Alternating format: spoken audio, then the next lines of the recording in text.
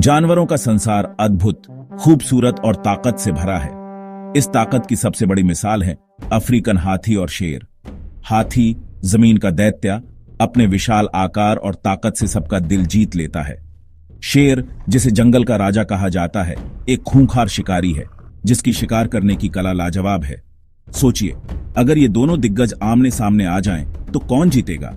इसका जवाब कुदरत की हर चीज की तरह आसान नहीं है। ये कई बातों पर निर्भर करता है, जैसे कि लड़ाई कहां हो रही है और कितने जानवर शामिल हैं। इस वीडियो में हम दोनों जानवरों की ताकत और कमजोरी देखेंगे और सोचेंगे कि एक काल्पनिक लड़ाई में किसकी क्या संभावनाएं हैं। अफ्रीकन हाथी धरती पर सबसे बड़े जमीनी स्तनधारी हैं।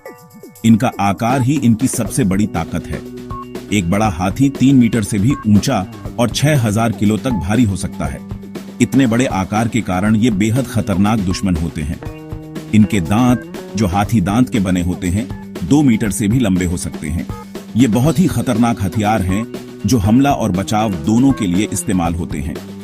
हाथी अपने दांतों से दुश्मन पर वार कर सकता है, उसे उठा सकता है या पटक सकता है।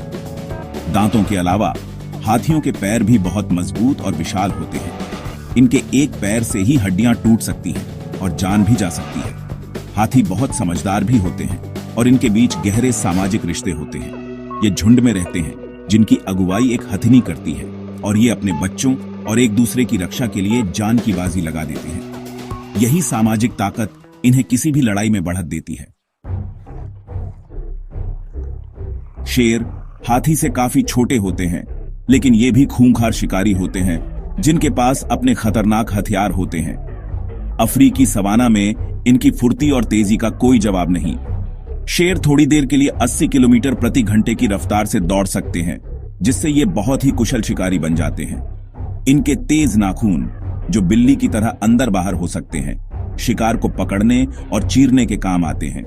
ये नाखून और इनके मजबूत जबड़े ज्यादातर दुश्मनों को पल भर में धूल चटा देते हैं। शेर भी सामाजिक प्राणी होते हैं और प्राइड नामक समूहों में रहते और शिकार करते हैं। इस समूह में शिकार करने की रणनीति से ये अपने से बड़े जानवरों का भी शिकार कर सकते हैं। शेर मिलकर हमला करने में माहिर होते हैं और अपनी संख्या और फुर्ती का पूरा फायदा उठाते हैं। भाग 4, दिग्गजों का टकराव, लड़ाई की कल्पना।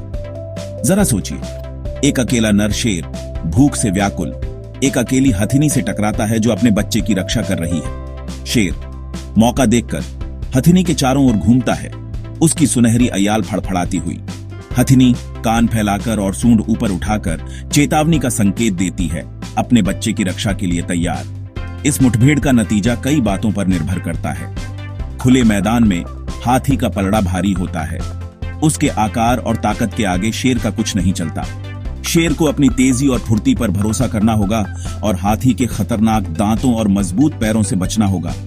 लेकिन घने जंगल में शेर की फुर्ती और चालाकी उसे बढ़त दे सकती है।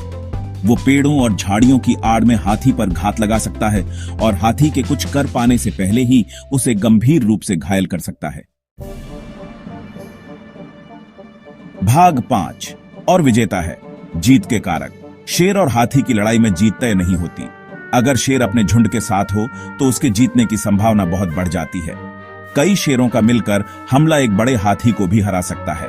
वे हाथी के कमजोर पिछले हिस्से और बाजू पर हमला कर सकते हैं और उसे तब तक कमजोर कर सकते हैं जब तक वो गिर न जाए। लेकिन एक स्वस्थ बड़ा हाथी, खासकर एक नर हाथी, इतना खतरनाक होता है कि शेरों का झुंड भी उस पर हमला करने से पहले सोचेगा। उसका विशाल आकार, मोटी खाल और मजबूत बचाव उसे एक मुश्किल शिकार बनाते हैं।